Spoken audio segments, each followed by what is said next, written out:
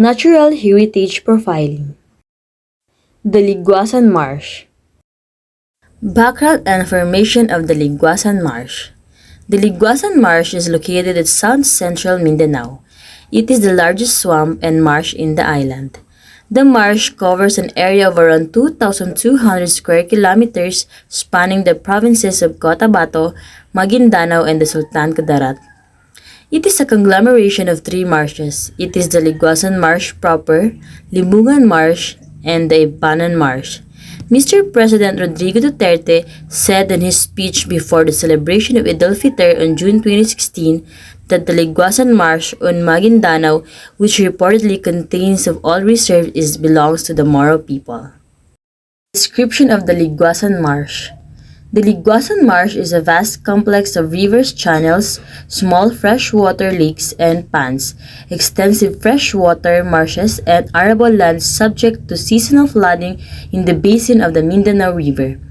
The Liguasan Marsh is the largest wetland in the Philippines, and it is one of the most ecologically significant wetlands in the Philippines. The marsh is a tract of soft wetland characterized by grasses and cattails or monocotyledons. The Liguasan Marsh is also thought to hold the large reserves of oil and natural gas. Most of the areas of the Liguasan Marsh is underwater during periods of heavy rainfall, but some are dry out during dry periods of its cultivated. Stories associated with the marsh. According to people who live in the area, there are at least 92 species of birds, dozens of species of fish, 6 species of reptiles, and 5 species of amphibians are recorded to live in the area. The marsh is to 112,000 Maguindanaoan families whose primary means of livelihood are fishing when water levels are high and agriculture when the water level is low. The Muslim people have been laying claim to the Maguindanao and North Cotabato that the marsh is part of their ancestral domain. Significance of the marsh. The significance of the Liguasan Marsh is that it is only area in the Philippines where the comb-crested jacana can be sighted according to the Haribon Foundation. The marsh is also one of the few places in the country where there are populations of the Philippine crocodile and estuarine crocodile, and in the forested area of the Liguasan Marsh is the Philippine eagle can be found. The Liguasan Marsh is also noted for its natural gas deposit, which is estimated to cover a radius of 300 square kilometers. Liguasan Marsh is seen to have the potential for ecotourism as it is home to rare birds that can only be found in the marsh. The marsh also supports a great variety of aquatic wildlife. Conservations of the marsh. The land of Liguasan Marsh is very fertile for planting crops, which makes it very inviting for civilian habitation. The rich patches of lands of Liguasan Marsh grow one of the best varieties of corns and rice in the country. Several rare palms, orchids, and ferns are found in the Liguasan Marsh because of the rich fresh water from the marsh. Because of its very rich wildlife, the marsh has considerable potential for nature tourism. However, the area is stronghold or insurgents and access is restricted. Cultural Heritage Profiling. Museo Dabaweño. Background information of Museo Dabaweño. Museo Dabaweño is located in Davao City. The Museo Dabaweño is the former court of first instance of Davao City, constructed in 1953, along Magallanes Street and now a Pigeon Street. In 1993, when the court transferred into Ecoland, it became the office of Davao City Disaster Coordinating Council. Museo Dabaweño is one of the 2 museums in Davao City.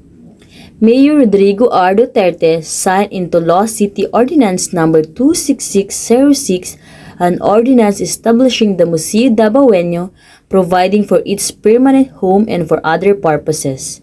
The ordinance was sponsored by then Councilor Susan Isabel Reta, the chairman of the Committee on Tourism and Beautification.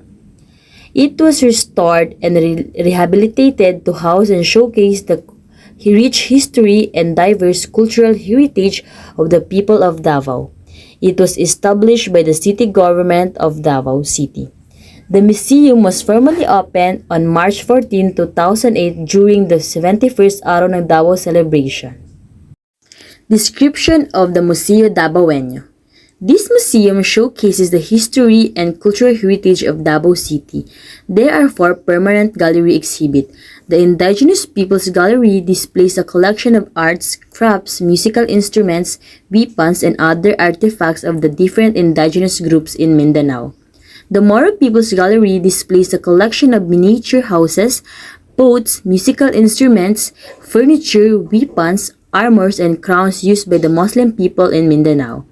The Contemporary Gallery displays classic and modern art, including paintings and wood carvings. The Memorabilia Gallery displays a period clothing, monetary bills and notes, and period furniture and household implements in Davao history. Significance of the Museum Davaoenyo. A museum opened in 2008 to promote the history and culture of the Davao region. Museo Davaoenyo is an historical place because it takes the lead in disseminating knowledge of Davaoenyo cultural and historical heritage and developing a corps of professional personnel knowledgeable about the preservation, enrichment, and dynamic evaluation of the Davaoenyo culture. And as a cultural center, the museum takes the lead in the study and preservation of the city's rich artistic and cultural heritage in the reconstruction and rebuilding of our past, and the development of the city's cultural wealth. The museum is open to all for the purpose of study, research, and enjoyment.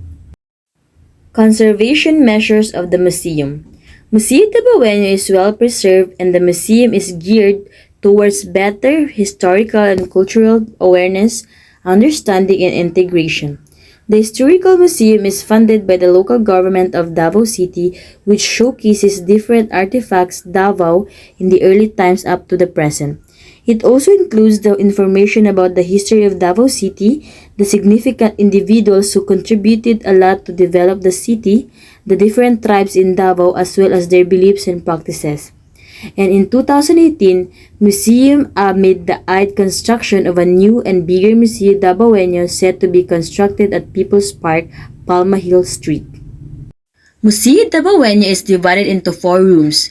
First is the Indigenous Peoples Gallery. It is a collection of arts, crafts, musical instruments, weapons, and the like made by the different tribes who live in the Davao City. Number 2 is the Moro Peoples Gallery. It is a collection of miniature houses, lamps, boats, musical instruments, chairs, weapons, armors, and crowns used by the Muslim people in Mindanao. Third is the Contemporary Gallery. It is a collection of classic and modern designs from the wood carvings to paintings among many others. And the fourth is the Memorabilia Gallery. It is a collection of olden day clothes, bills or money, musical notes and porcelains and many more. Facade of Museo Davaoenyo.